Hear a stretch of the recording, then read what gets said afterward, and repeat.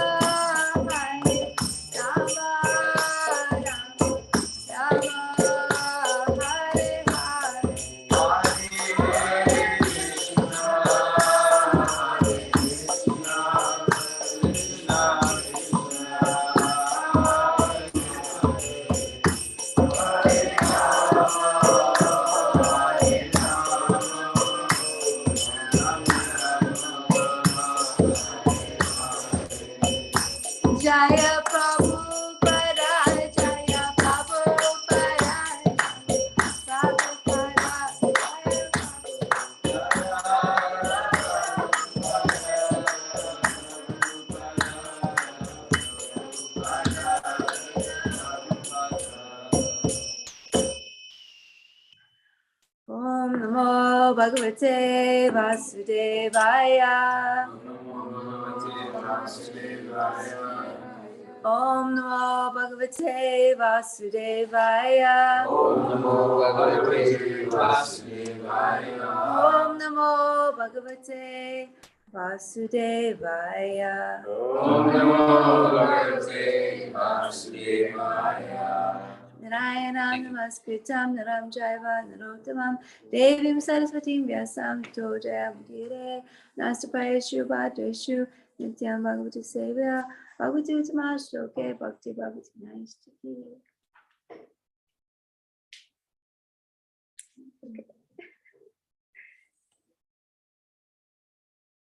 I feel I can speak now because I received a flower garland. So their mercy. Our verses today are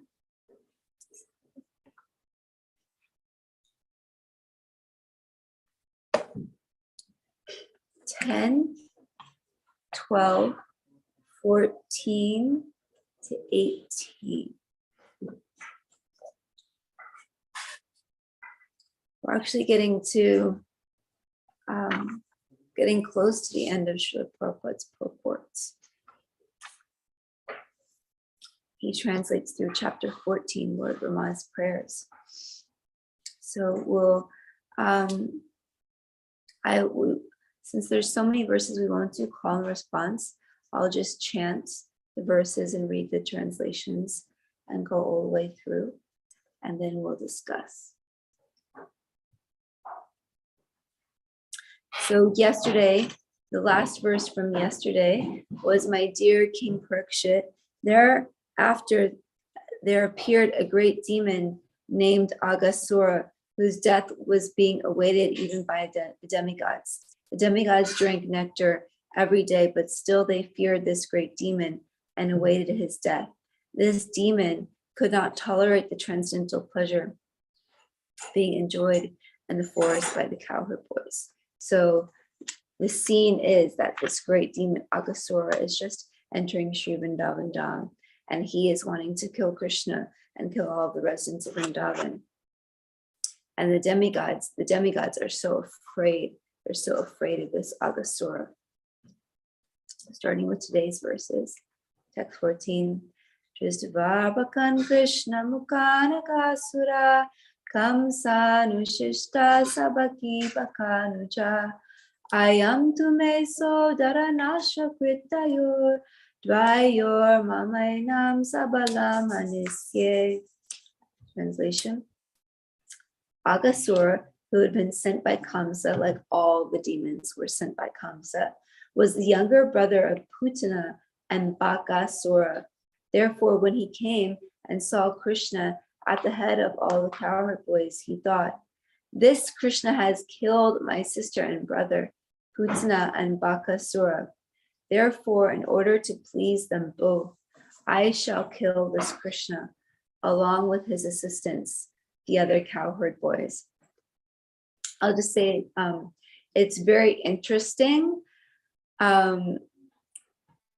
Demoniac people, they can still have a sense of like family and taking care of their family. I remember I was an actress, and I actually really was like obsessed with Martin Scorsese and his films because they're such high quality. And I remember when I watched The Godfather, and also when I watched this movie Casino by Martin Scorsese. Has anyone seen this movie Casino? It's a total gangster film. I was super into it. And Robert De Niro was in it, who's like my favorite actor. My dad looks just like him. And like to the point where people would ask my dad for autographs, and we would go out to restaurants. They would come up to the table and be like, can you, Martin, like Robert De Niro, can you give your autograph? Anyways, the point is in this movie Casino, I remember when I watched it, I was so struck that like these people are in the mafia, and their like occupation is like to kill other people. Yet when you watch the film, you actually fall in love with them because they have such a high sense of like morality of taking care of their family. It's like, if you're not in our family, we'll kill you. If you mess with us, we'll kill you. But if you are in our family, we'll kill for you. Like, you are in our family and we'll protect you.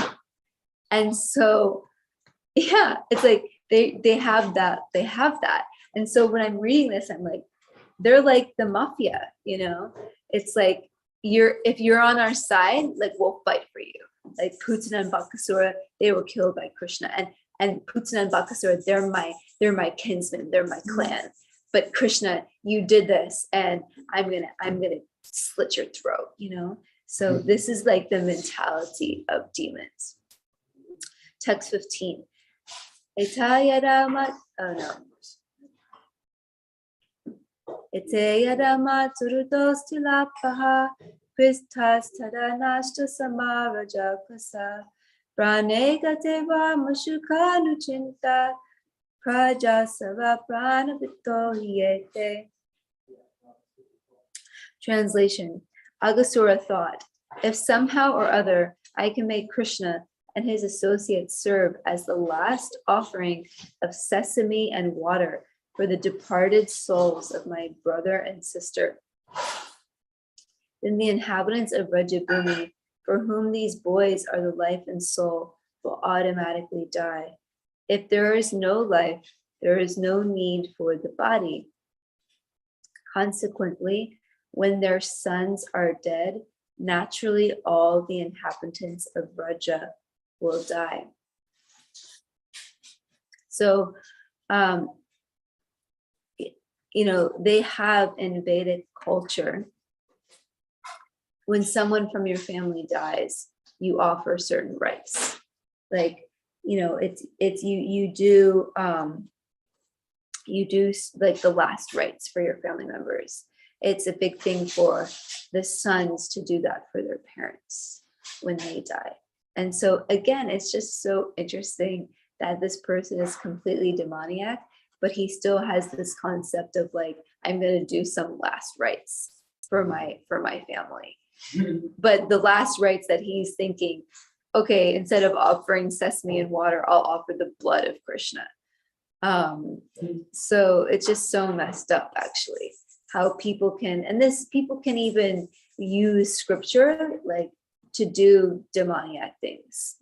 Like, okay, I'm going to follow this scripture, but I'm doing it in a wrong way. So we even have to ask ourselves as practicing devotees, like, we are practicing the rituals, but what is our intention when we practice the rituals? What is our consciousness when we practice the rituals? Why are we doing what we're doing? And are we doing it in the humble mood of the servant of the servant of the servant?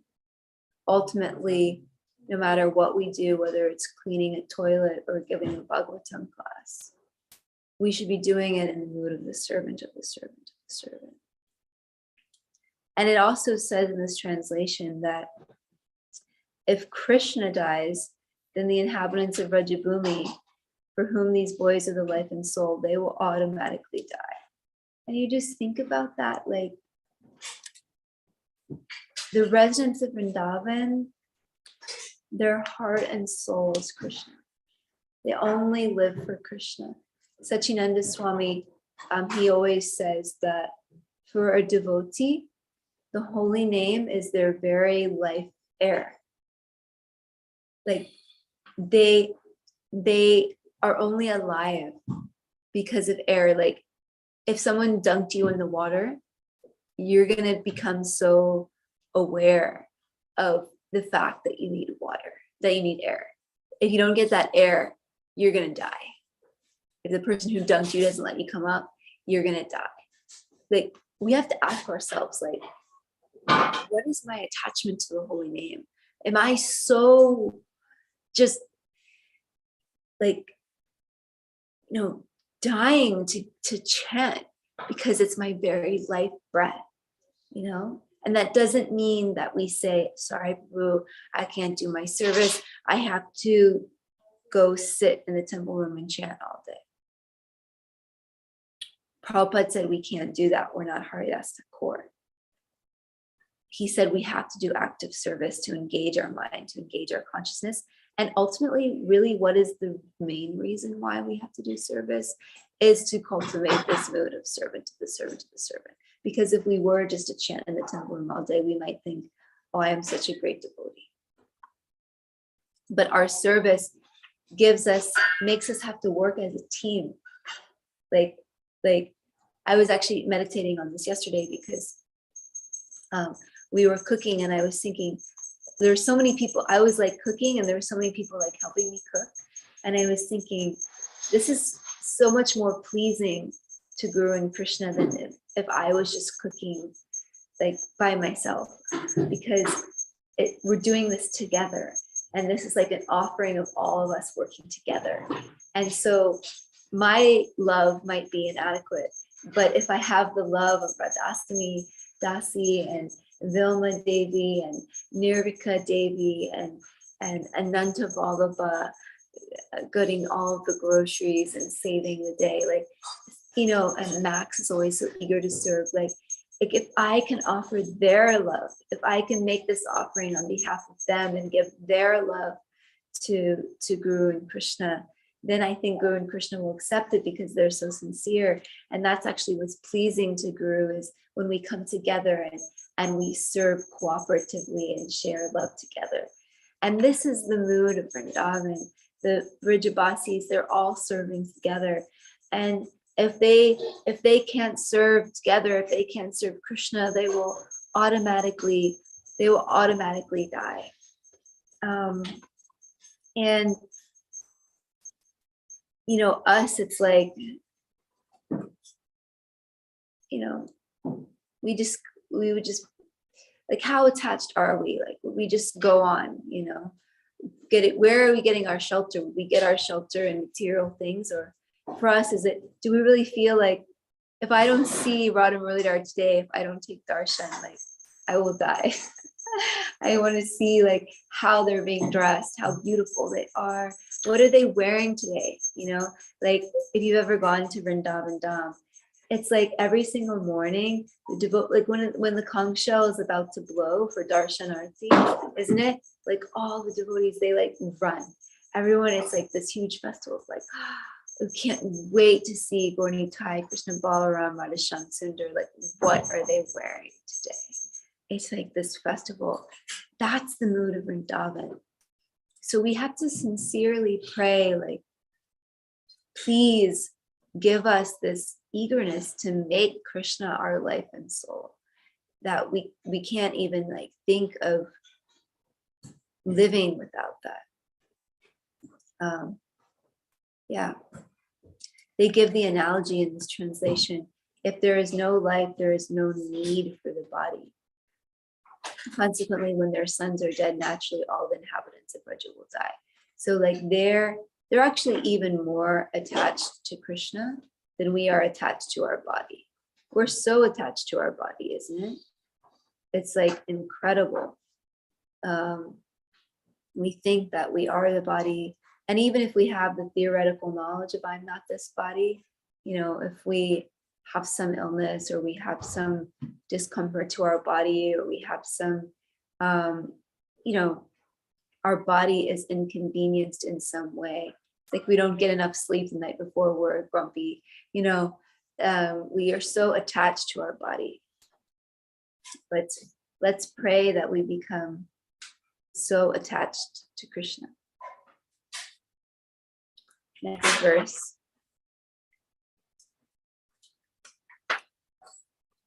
Iti vyavasya jagaram brihadvapu sayo janayam mahadripi varam just vabhutam yata guhananam tara pati vasheta gashana shayakala.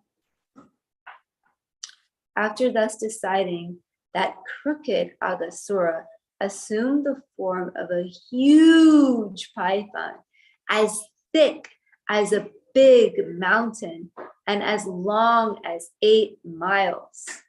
8 miles. How long? It can take like 8 minutes to run a mile, isn't it?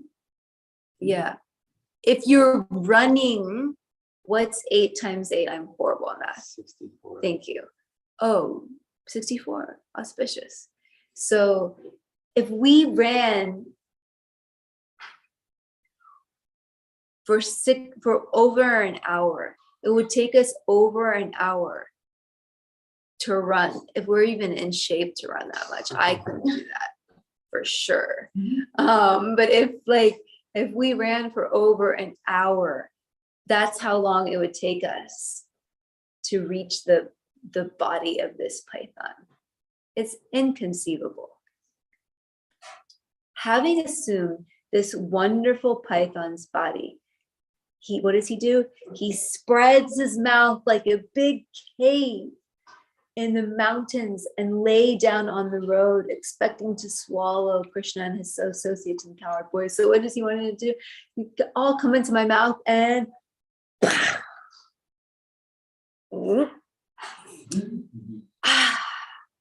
that's what he wants to do. So like, if he's 8 miles long, imagine how wide his mouth is. Literally is like a mountain. Like if you have a cave that's in a mountain, that's how big this is gonna be. So like, would you even be able to tell by looking at it, like this is a python? Like it's just gonna look like a massive mountain and like a fun cave to go into, which we're gonna hear in later verses. Text 17. Da da da da sto da da do ta da sto darya nanto kiri shingadam strita dvantantarasyo vitatatva jiva paru sanila swashada rakshanusna. His lower lip rested on the surface of the earth, and his upper lip was touching the clouds in the sky. The borders of his mouth resembled the sides of a big cave in a mountain, and the middle of his mouth was as dark as possible. His tongue resembled a broad traffic way. Interesting type of road, isn't it? And his breath was like a warm wind. I don't want to know what his breath smelled like. Gross. And his eyes blazed like fire. Probably really ugly. I wonder, like, can you imagine like what texture his tongue was? Like, our American roads are asphalt. Vrindavan roads, that's a different story. India roads, that's a different story. But I'm sorry to be so like graphic, but like in the morning we use a tongue scraper, isn't it? Because we get all this like disgusting white stuff on our tongue, isn't it? And it's like, it's like if you're having a sleepover with your girlfriend or something, and it's like you wake up and you're like, okay, don't like get close to me until I brush my teeth, isn't it? Because like it's so disgusting, like all this nasty go. So I don't know if this Agastya brushed his teeth or not, but he's certainly eating all kinds of gross things, so it's probably very disgusting. Like a warm, it's just really gross to think about. Like his breath is like a warm wind. Just picture it, Yeah. Last verse. Drisvatam sadisham sarve matva vrindavanashyam vyatha jagara tundena ye uprekshanti smalilaya. I think this is the last verse I'm supposed to talk about. Yeah. Upon seeing this demon's wonderful form, which resembled a great python, the boys thought that it must be a beautiful scenic spot of Vrindavan, because everything in Vrindavan is a beautiful scenic spot. Everything in Vrindavan exists for the cowherd boys to play in. Thereafter, they imagine it to be similar to the mouth of the great python. That's so funny. In other words, the boys, unafraid, thought that it was a statue made in the shape of the great python for the enjoyment of their pastimes. Some of the boys, upon seeing this wonderful phenomenon, thought that it was in fact a python, and they were fleeing from the spot. But others said, "Why are you fleeing? it is not possible that a python like this is staying here. This is a spot of beauty for sporting. This is what they imagine. Okay, this is interesting. Okay, let's chant first.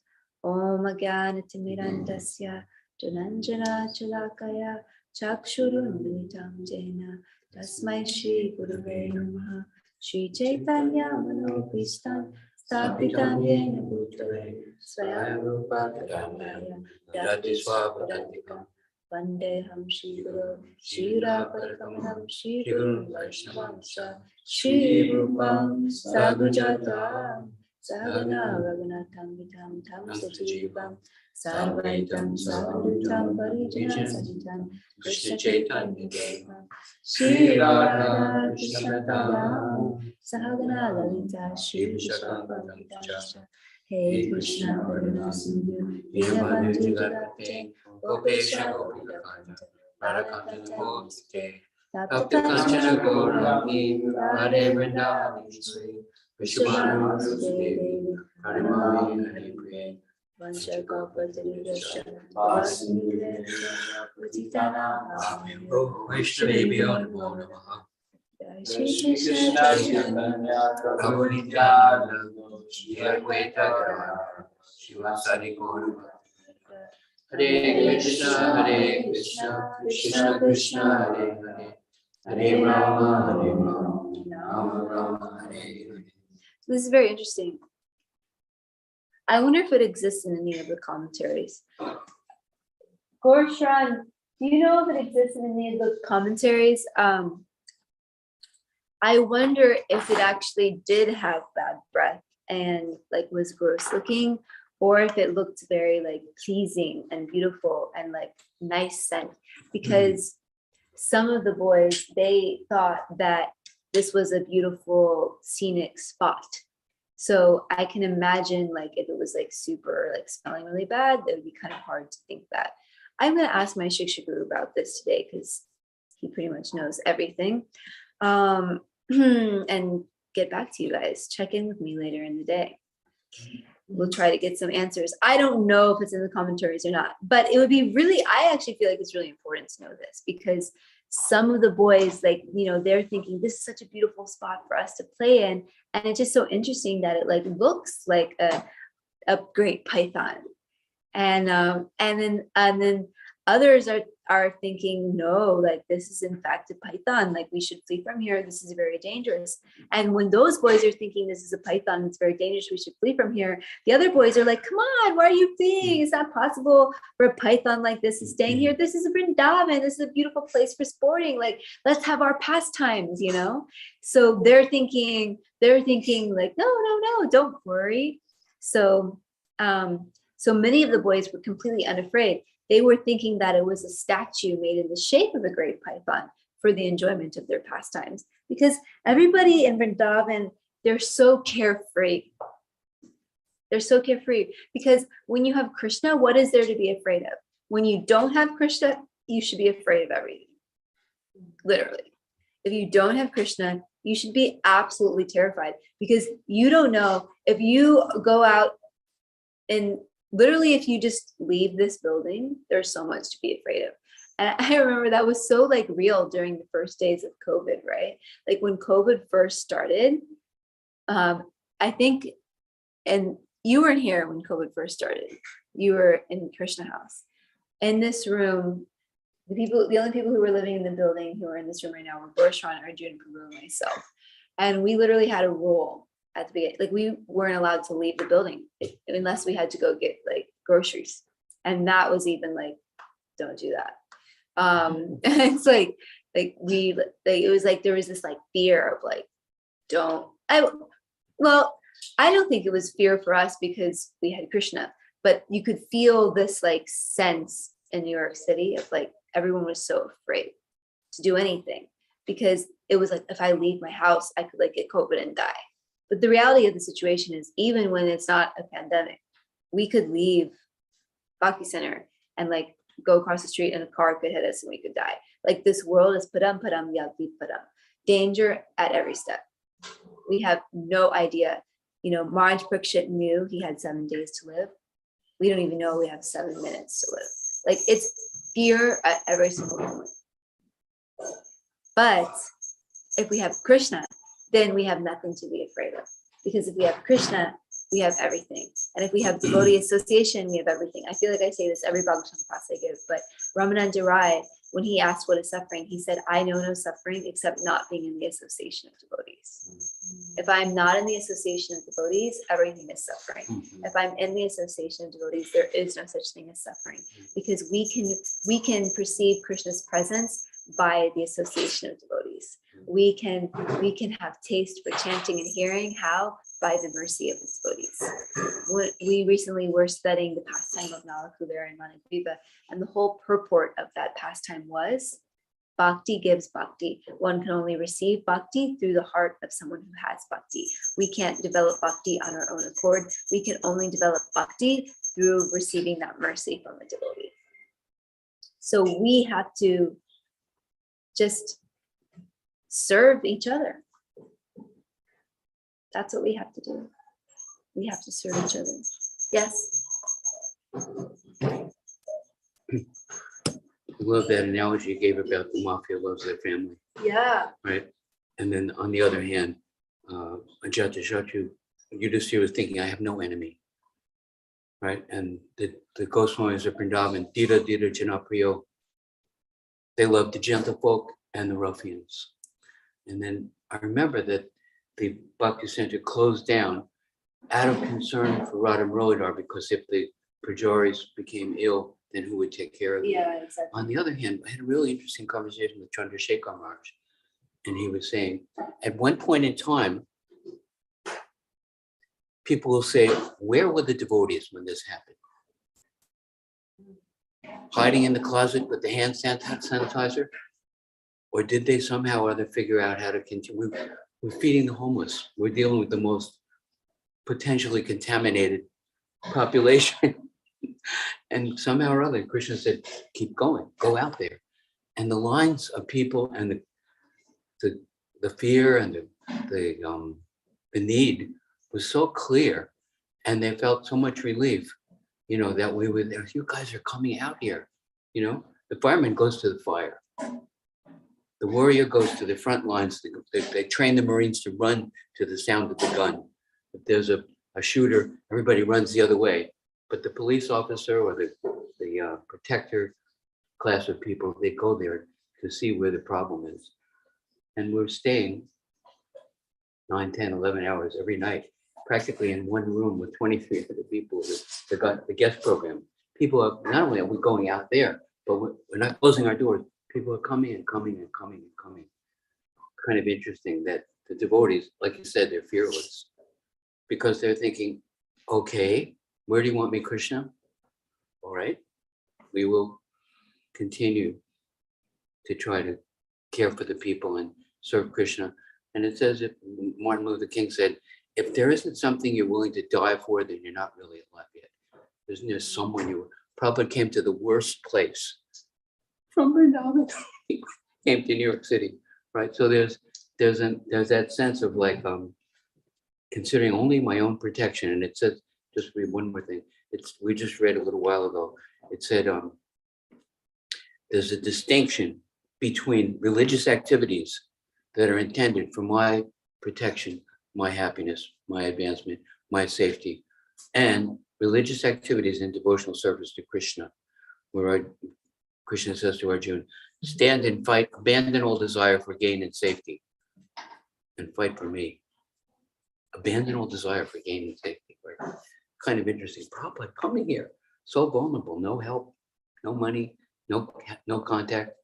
And he knew, Guru wants me to go there, and he did fearlessly. Anyway, talking too much over to Prabhupada.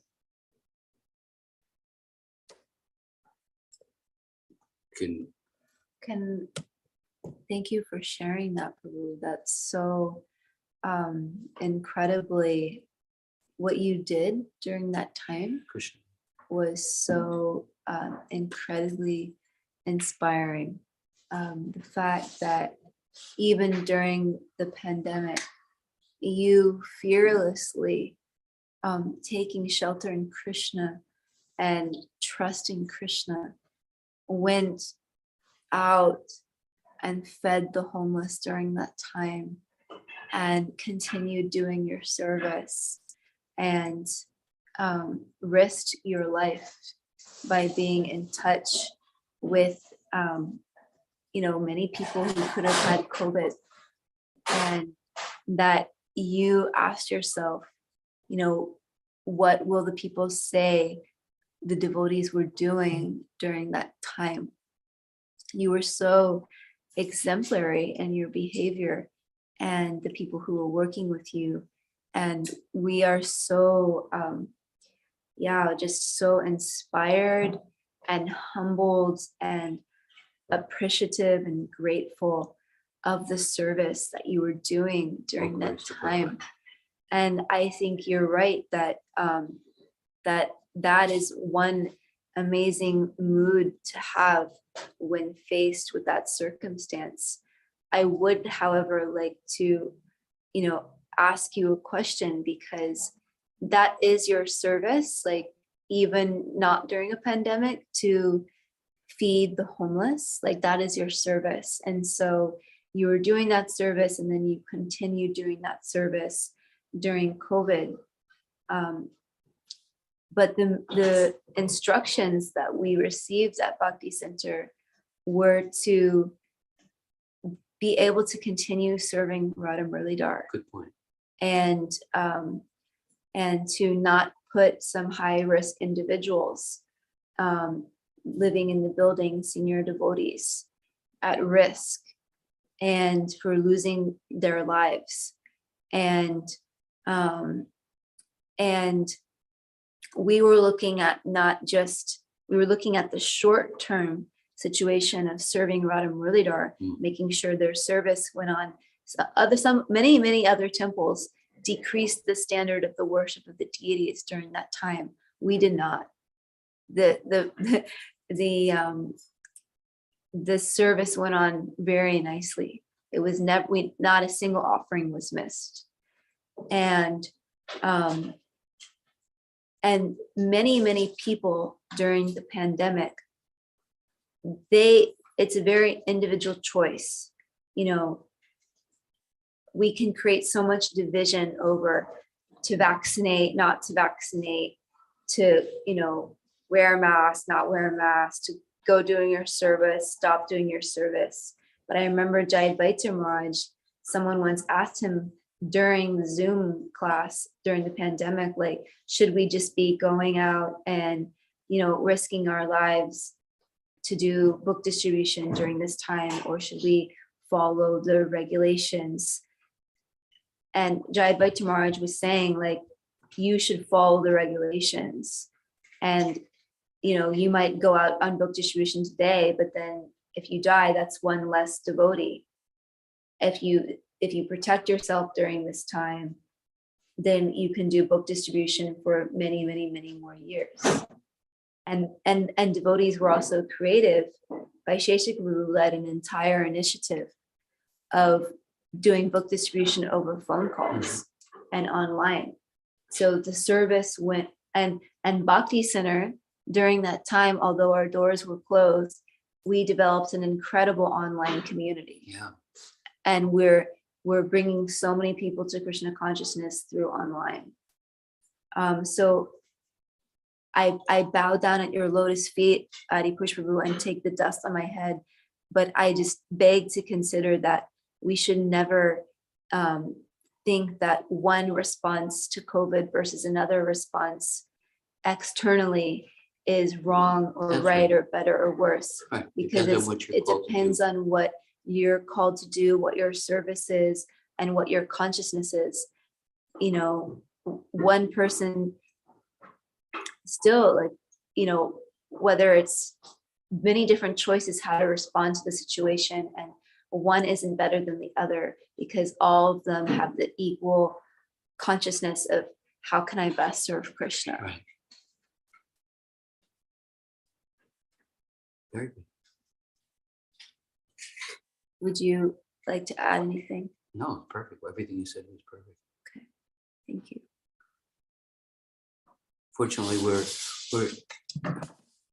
we were insignificant in terms of taking care of others, so we were expendable in one sense.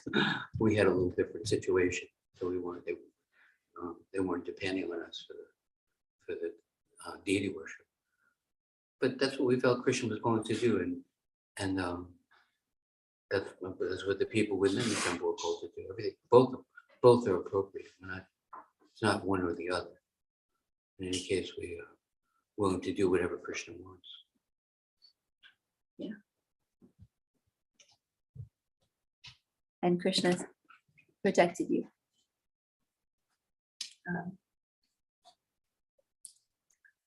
Does anyone else have any? Thank you, Boo. Does anyone else have any questions or comments?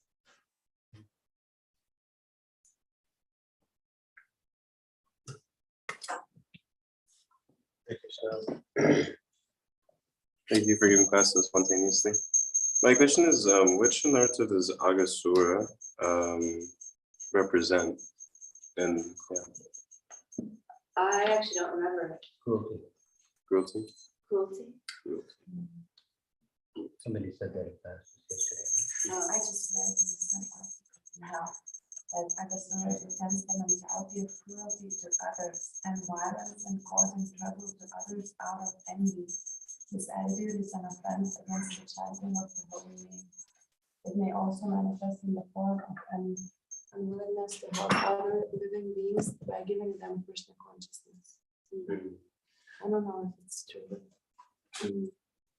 Yeah, that's really beautiful because, like, if you read, I think it's in the Journey Within, but anyways, in all of our scriptures, like, we often think of ahimsa or nonviolence as just not causing harm to others, but it actually goes even further than that. If we don't give others Krishna consciousness, we're actually being cruel. We're actually being violent because it's everyone's right to receive Krishna consciousness. And so we're actually being cruel if we don't give Krishna consciousness to others. Like if we just keep it for ourselves, we're not salvationists. Like our life, is to serve others and to give them Krishna consciousness. That's the devotee when the devotee just lives to give Krishna consciousness to others. So that is a form of cruelty. That's really beautiful. Thank you for reading that, Max. That's usually my actual question. Which is like, I guess, like earlier you mentioned even with the Asuric-minded personalities, they have like a sense of family. So could you speak on like that inclination in the three modes, like in the mode of ignorance, passion, and goodness, and then ultimately like also like Sattva-guna, like in the Krishna conscious lens of what family is and what that means? Oh yeah. It's a beautiful question. Yeah, family in the mode of ignorance is the mafia mentality. You're in my family or I'll kill you. Mode of passion is, I would say probably most people are in the mode of passion in terms of family. Like they enter into romantic relationships due to passion. And that's why it's like there's so many divorces also. It's like you serve my senses, and when you can stop serving my senses, we break up. It's like okay, we have some like initial romantic feelings and all of that, and there's like a high that comes with that, and then when that wears off and you have to actually like work as a team, it's like forget you. And often even like the sense of family and the sense of like we have to work so hard to provide for the family. That can be mode of passion. Mode of goodness is really people who are very, very thoughtful about family, who have instilled like high sense of morality in their family. And then transcendental is my husband, my wife, my children are all servants of Krishna. Krishna is in the center, and you love your family so much, and you see that Krishna will accept my service through the way I serve my husband, my wife, my children, my parents. Every single marriage lecture Radha Swami gives, he says, Krishna will accept your service through the way you serve your spouse. And that becomes your main service, actually. You enter into the family, to the Grahastha ashrams, to help your spouse serve Krishna, help your children serve Krishna, to serve them, to provide for their needs. Prabhupada actually said, when people had children, if is stopping you from serving your children, stop your deity worship and serve your children.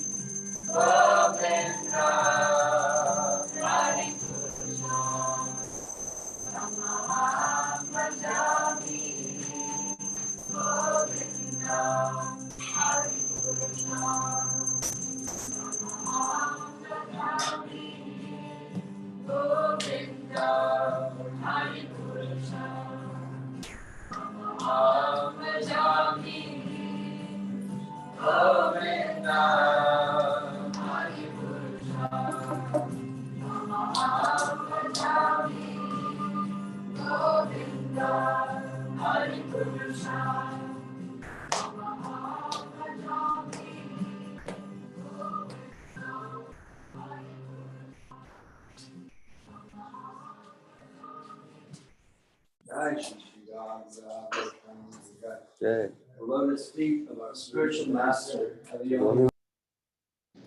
Okay. Srila Prabhupada once said, when I was a family man, I had 5 children. Now I have hundreds and thousands of children. So transcendental family is also us, folks. We have so many brothers and sisters in Bhakti. Rich, Bhagavata, Bruce, Arjuna, Prabhu, Yogeshwari, Suzanne Akiko-chan, Rama's phone, Preeti Chaturvedi, Angel, Donna Kelly, Prabhu, Isabel, Spirit Soul. We're all brothers and sisters. We are a transcendental family where Srila Prabhupada is our transcendental grandfather, father. So we love you, Srila Prabhupada. Hare Krishna. Have a beautiful day. Good to see you all.